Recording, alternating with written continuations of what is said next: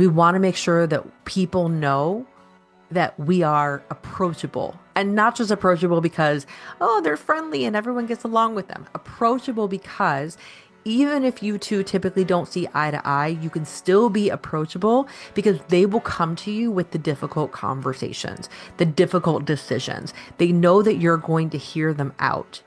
That is psychological and emotional safety. Welcome to the Holly Hibbard Show. I'm Holly, executive coach and corporate relationship consultant. This show is for leaders, go-getters, and individuals ready to improve communication, build stronger teams, and create a workplace culture where everyone thrives, both professionally and personally.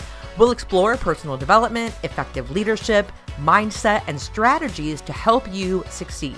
If you're ready to elevate your impact and lead with confidence, you're in the right place. Let's get started. Hey everyone, welcome back to the Holly Hibbard Show. I am your host, Holly Hibbard, and today the hot topic is communication. How many times in your life and in our world have you heard when people are asked what makes a relationship the best, what makes or breaks it? How many times have we heard that communication is the key to all that? Well, it is true. And it's not only reserved for our personal relationships. Your ability to communicate or the lack of tools that you have to communicate in the professional setting will, in a similar way, make or break the relationships that are held professionally between you, your team, clients. And I want to be very clear here. I'm not saying or combining professional and personal relationships happening in the same place. I'm saying that if you want your organization, your employees, your team, the people that you are with every single day, your colleagues, if you want to have a positive, productive, efficient experience as a company, and also create a great product that does really well in sales and the bottom line, communication is huge. And so many people, I think, have dwindled down what communication is to this is how we speak to one another. And they're leaving out so much information. So that's what I want to do in this episode. I want to share with you how to reconnect with your team when communication feels mechanical or like it's not working. And even if you're listening to this episode and you're thinking, well, Holly, my team and I are pretty connected, but maybe we're having some communication mishaps in or when it comes to what we do as an organization, this will really help you with that as well. Because like I said, there's so many different ways that we are communicating and we don't even realize it. So let's dive into all this, shall we? First of all, communication, yes, obviously has to do with how we speak to one another. And one of the things that people don't consider is we have different types of listeners in this world. And depending on what type of listener you are, you're probably going to feel like you're being communicated to and with a different come from. So, for example, there are people who, when they are listening to another person, they have this internal filter where they are sorting what the person is sharing with them into, yes, I like this. No, I don't like that. Yes, I agree. No, I disagree. And there's nothing wrong with that analytical style of listening. It's a great practice of discernment and deciding with you and with your team what you are on the same page about and what you are not. But if you are looking to have communication with your team where it feels collaborative and you also feel like there should be a back and forth between you and the people that you work with, then it's important that that person who does the sorting in their head, yes, no, agree, disagree. It's important that they also know how to communicate in a collaborative way, that they learn that part of great communication is not just learning or not just listening rather to agree and disagree, but part of communication is listening with the intent to understand.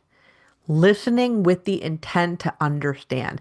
And oftentimes, if I'm listening to a colleague and I set the intention of I want to understand them, really that doesn't typically happen on the first try. Sometimes it doesn't even happen on the second try. If you have a commitment that you want to understand the person that's talking to you, we need to be aware of a few things.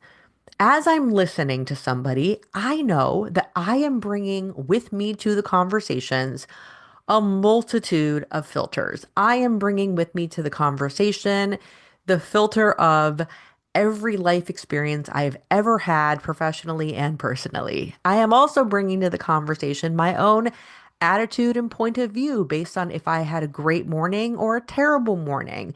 What happens is I can't leave me out of it. I am listening to the person. I set the intention that I want to understand the person. But what happens is I have to pause and remind myself that I am listening to this person because I want to understand their perspective. And I have to catch any moment in my mind where I notice I'm quickly dismissing them. I notice I'm quickly thinking, you're wrong and you can't prove me otherwise. And then there's no room for growth. So when I come to the conversation and I am listening, I want to have the commitment to understanding the other person. I want to recognize that I have some biases in my life, some filters in my life that impact the way I'm interpreting what they're saying to me. And then the third component of this is I want to ensure that I am asking them questions because if my commitment is to understand them, I should be asking them questions for clarity.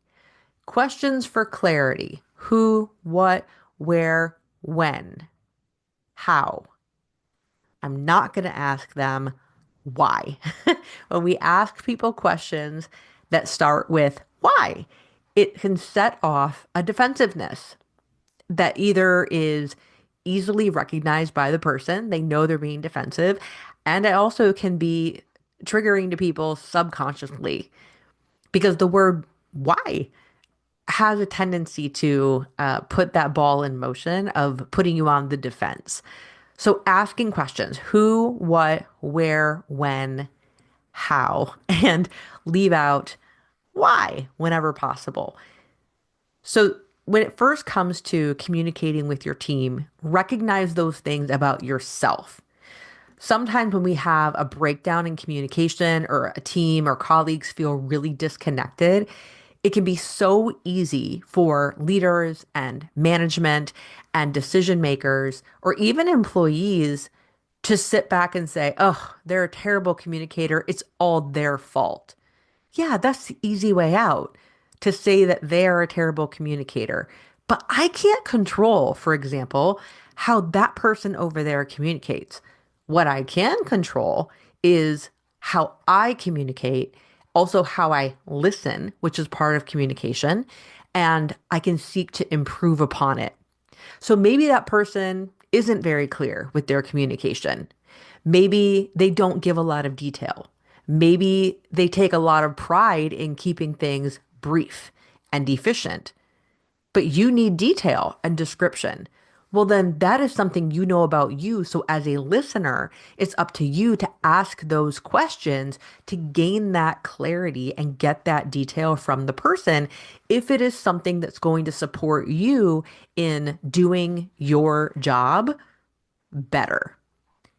So don't put it on them. This is something that you need to consider for yourself first. A circle of control. You can only control and work on yourself in this instance. Now, if you are in a leadership role or a management role and you are in charge of a team of people, then definitely, I mean, give this episode to everybody because it can start to create a cohesive experience, a cohesive understanding amongst the team of this is what we're committed to when we are communicating with one another. We're not only going to be mindful and careful with the words we say, but we're also going to begin to learn individually how we each listen, how we misinterpret things, mislabel things.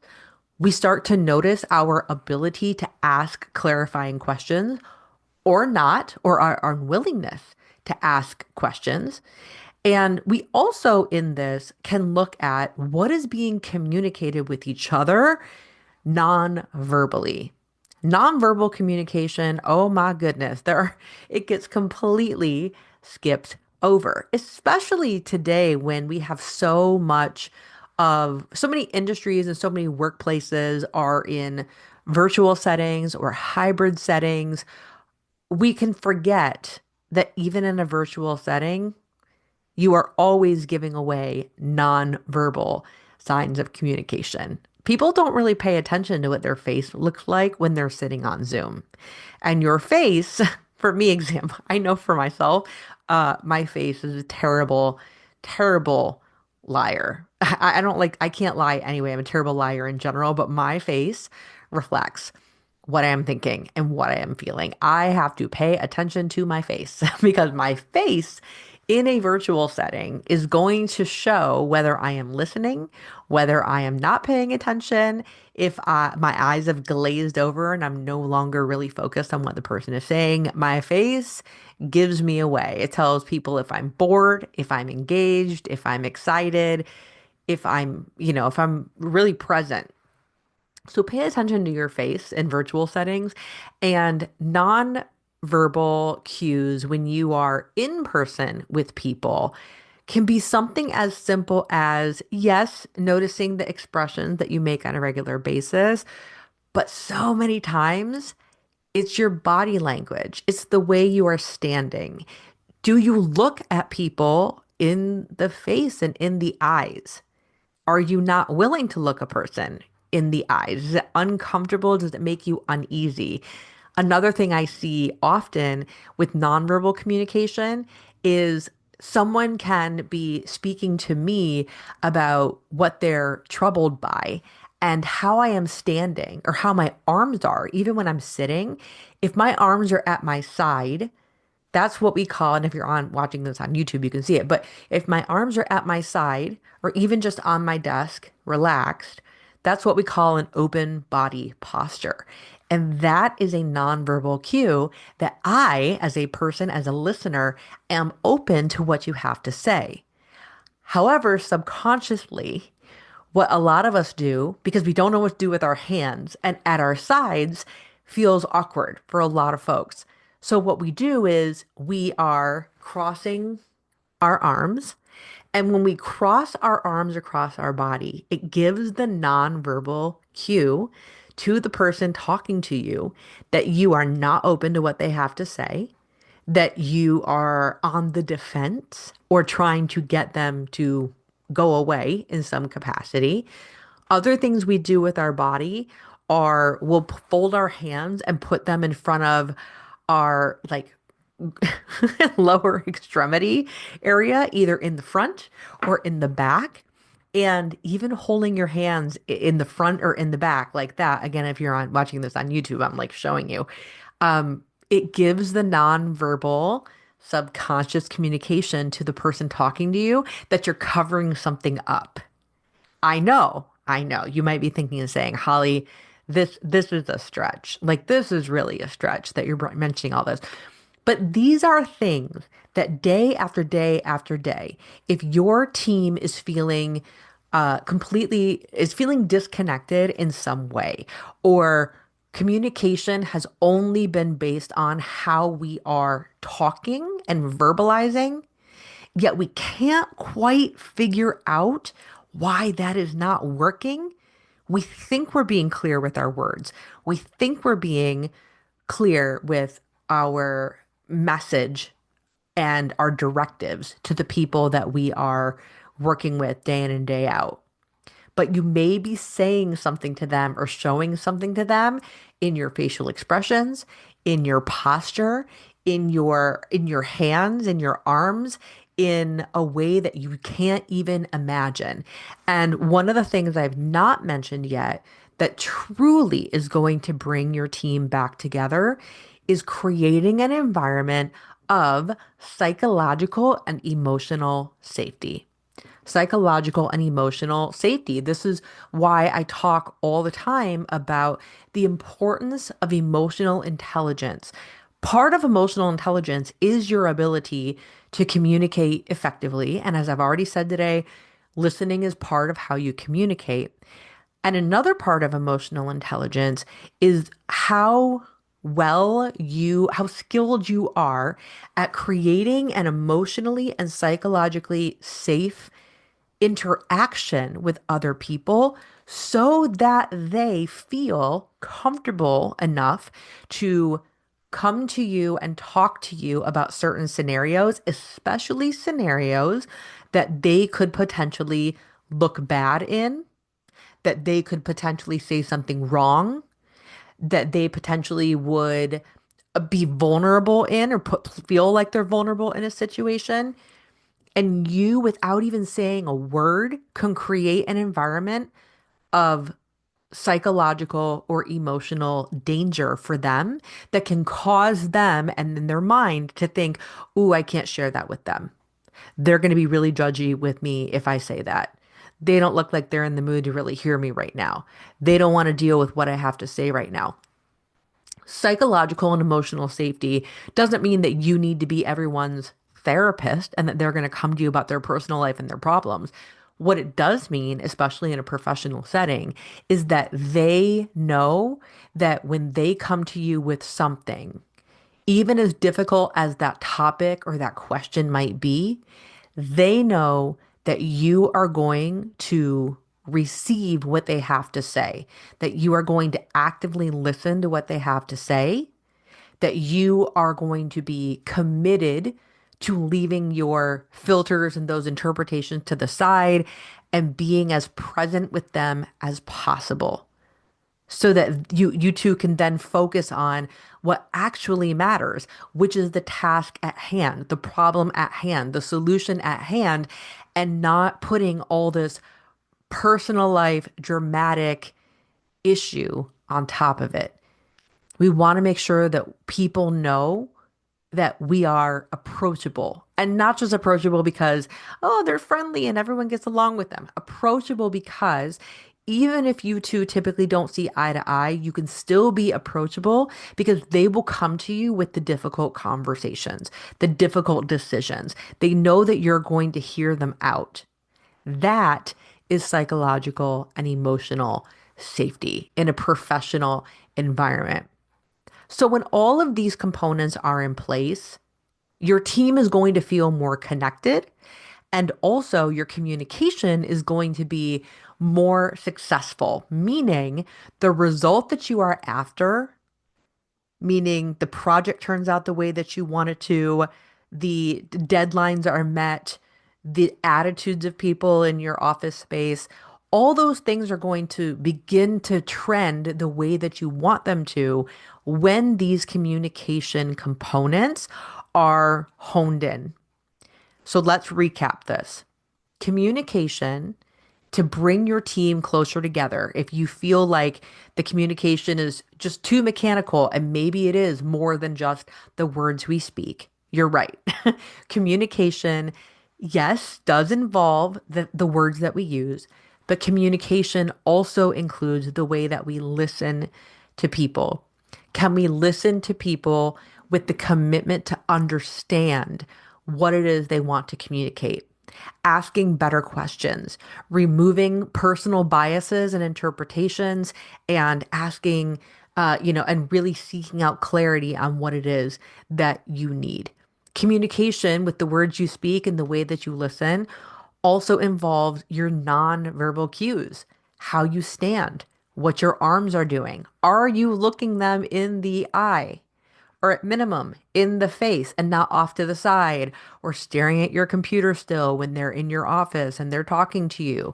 Pause what you're doing and look at the person. It goes a long way because standing or sitting with an open body posture, looking at someone in the eye, being mindful of your facial expressions, especially when you're in a virtual setting, all of those add up to the final piece of great communication, and that is psychological and emotional safety. And that then goes into corporate culture.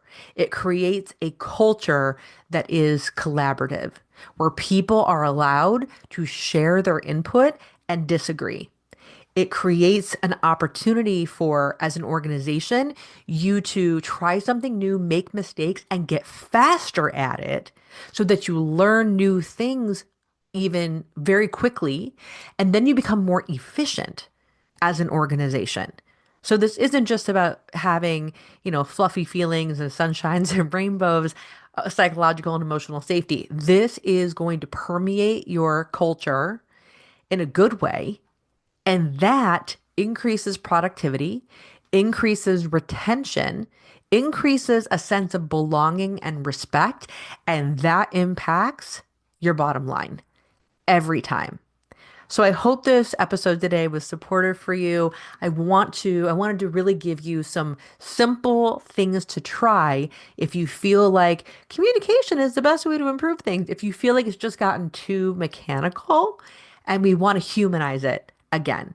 And so that's going to lead you to reconnecting with your team and again, generating the results that you are after in your organization, with your people, in your company, in your business, with your product. And you can also take all this info, by the way, and use it in your personal life too. I didn't even get to that today, but it's true. Leverage this info and practice these communication skills with your family, with your friends, with your kids, because practicing it everywhere makes you better everywhere. And that's all I have for today. So until next time, thank you for tuning in, and I'll talk to you next time. Thank you for listening. I'm giving you a virtual high five for prioritizing your personal growth. If you enjoyed today's episode, I'd be so grateful if you could take a moment and leave a 5-star review on Apple Podcasts. Share the show with friends and family, or snap a screenshot of this episode and tag me on Instagram at @HollyHibbard. You are not alone on this journey, my friend. I'm always here cheering you on. So until next time, stay curious, stay encouraged, and keep empowering yourself. You are doing better than you know.